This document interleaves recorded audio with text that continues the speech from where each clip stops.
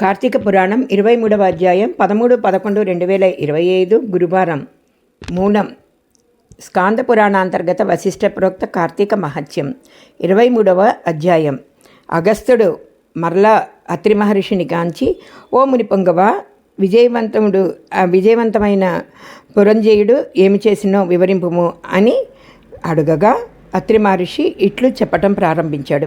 కుంభసంభవ, పురంజయుడు కార్తీక వ్రతాచరణ ప్రభావమున అమిత బలవంతుడై, అసమాన బలవంతుడై, అగ్నిశేషం శత్రుశేషం ఉండకూడదని తెలిసి తన శత్రు రాజుల మీదకి దండెత్తి ఓడించి నిరాటకంగా తన రాజ్యాన్ని ఏలుచుండెను.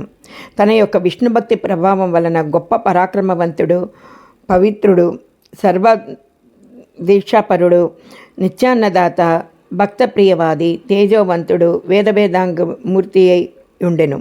మరియు అనేక శత్రువులను జయించి దశ దిశలా తన అఖండ కీర్తిని ప్రసరింపచేసెను. శత్రువులకు సింహస్వప్నమై విష్ణు సేవా దురంధరుడై కార్తీక వ్రత ప్రభావమును కోటికి పడగలెత్తెను.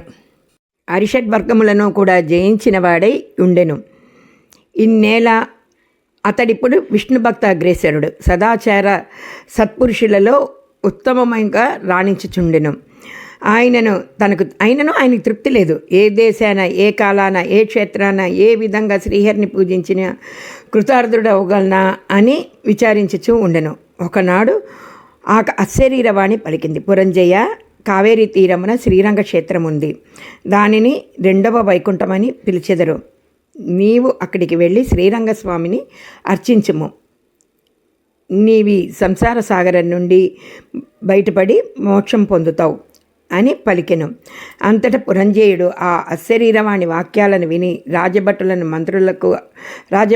మంత్రులకు అప్పగించి సపరివారంగా బయలుదేరి మార్గమధ్యమునున్న పుణ్యక్షేత్రములన్నీ దర్శించుచు, ఆయా దేవతలను సేవించుచు, పుణ్యనదులలో స్నానమాచరించుచు శ్రీరంగమునకు చేరుకొనెను.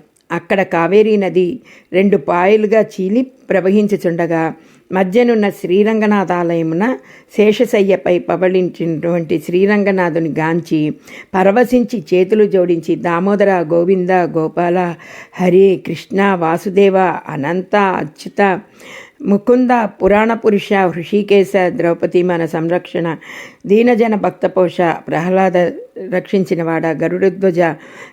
అసలు ఆయనకి ఎంతో ఆనందం వేసింది ఆయన్ని పొగుడుతుంటే. పరమాత్మ దాసోహం అని విష్ణు స్తోత్రమును పఠించి కార్తీక మాసమంతయు శ్రీరంగమునందే ఉండి గడిపి తదుపరి సపరివారంగా అయోధ్యకు బయలుదేరెను. పురంజయుడు శ్రీరంగనాథ స్వామి సమక్షమున కార్తీక మాసంలో చేసిన వ్రతము మహిమ వలన అతని రాజ్యమందలి జనులందరూ సిరి సంపదలతో, పాడి పంటలతో, ధనధాన్యాలతో, ఆయురారోగ్యాలతో ఉండిరి.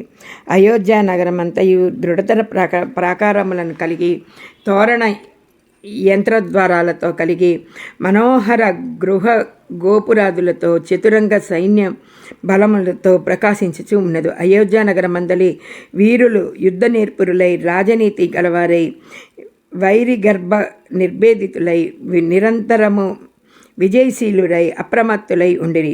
ఆ నగరమందలి అంగనామణిలో హంగ గమనులలాగా, పద్మజ తాపత్రయంలాగా విపుల శోణిత్వము, విశాల కటిత్వము, సూక్ష్మ మధ్యత్వము, సింహ కుచోన్వత్వము కలిగి రూపవంతులై, శీలవంతులై, గుణవంతులై ఖ్యాతి గడించిరి. ఆ నగరమంది వినయాండ్రు నిత్య సంగీతాది కళా కోవిదులై, ప్రౌఢులై, వయోగుణ రూపలావణ్యులై, సంపన్నులై, సదా మోహన హాలంకృతులై, ముఖాశోభితులై వర్ధిల్లుచుండిరి.